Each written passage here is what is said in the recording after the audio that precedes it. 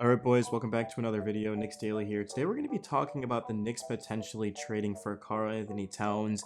This is by far my most intriguing option of the offseason because Cat has so many connections with the Knicks. For one, he's played with Tom Thibodeau in Minnesota. For two, his former agent Leon Rose is our team president. Look at our vice president William Wesley. These guys are very close with Towns and his family. And then, of course, the third connection is just that Cat's an amazing player. He's one of the most skilled big men to ever play the game of basketball. I would say the two best shooting bigs ever, Dirk Nowitzki and then Karl-Anthony Towns. I mean, Cat last season shot 41.6% from three, 50.4% from the floor, and 87.3% from the free throw line. He averaged 22, 8, and 3, giving about a block and a steal a game as well. Jalen Brunson and Karl-Anthony Towns would be unbelievable. I mean, we're talking about Cat who stretches the floor. Isaiah Hartenstein, he's not a guy who just sits in the paint like Mitchell Robinson. He can do a little bit of everything. But imagine Isaiah and Cat together because Rudy Gobert, I don't think that him and Cat were the best pairing. It's not to say that it didn't work out because they went to, of course, the Western Conference Finals. They won a lot of games, man, more than the Knicks did. I mean, the Timberwolves were incredible. But the reason why I think truly Cat would benefit off of coming to the Knicks is for a lot of reasons. I mean, Jalen Brunson's leadership is definitely unmatched. This is a guy who wants it as much as anyone. But it's also he's going to get more post-up opportunities. With Gobert, he wasn't able to do that. So you put Cat on the Knicks, now all of a sudden you're getting a guy who can shoot the basketball, who can pass, who can defend, who can go down and back guys down and score. Cat is statistically a better post-up player than Anthony Davis. And we know Anthony Davis is very good in the post. He just doesn't get touches. You look at Jokic and Embiid, those are the top guys. Well, Cat, if he were to get more touches, could truly become that type of dude. This is a guy who was second-team All-NBA, multiple-time All-Star in the league. His contract right now, he's making $36 million annually, but that's going to jump up to $49.4 million, and then it's only going to keep going up. For the Knicks to trade for Cat, they'd have to give up Julius Randle and Bojan Bogdanovic if they were to do it after July 1st, which if they were to get Cat, I don't think it would be before that, so they're probably not going to get him if I'm being honest with you guys, because I just don't see a world where we're trading for Cat within the next 2 weeks. I just don't think that's very realistic. But I will say that Dante DiVincenzo, he's a guy who shot over 40% from three last season. Jalen Brunson was right there. And now you've got Karl-Anthony Towns. So immediately you have two 40% plus three-point shooters for Jalen Brunson to get the ball to. OG Anunoby is a guy who's about 37%. And then, of course, we would start Brunson, Devo.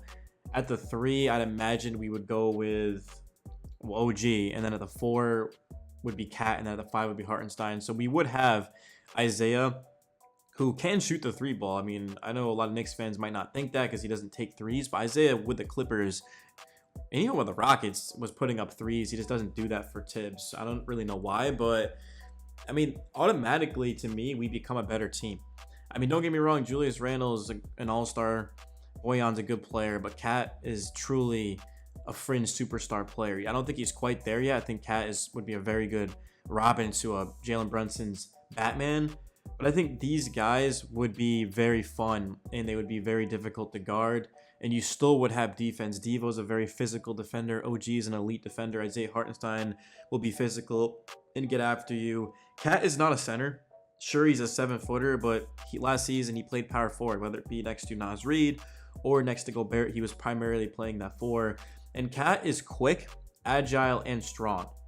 So he can match up against multiple players, right? If we go up against Joel Embiid in the playoffs, I mean, yeah, that task is going to go to Karl-Anthony Towns. And the East, it doesn't have too many elite level big men. Like if I go up and I look at the NBA standings, like who's a dominant big in the East? I mean, isn't it just Embiid?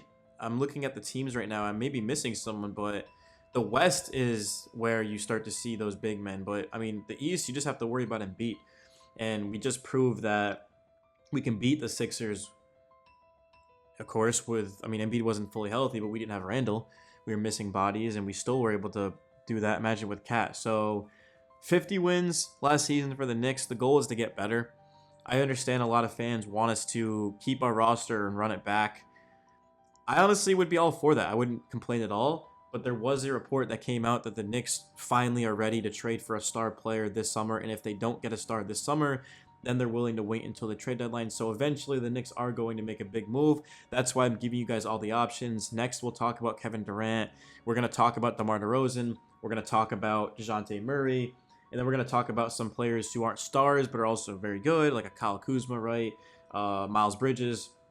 So in terms of Cat, to me, I do want him on the Knicks. I don't want him as much as I want Devin Booker, because I think D-Book truly, in terms of just overall ability and talent, is a top 10 player. I mean, the guy averaged 50 a game during a 3-game stretch this season. Also, you look at how many points he put up during a 4-game road stretch. Only Wilt Chamberlain's ever done that. D-Book is a bucket.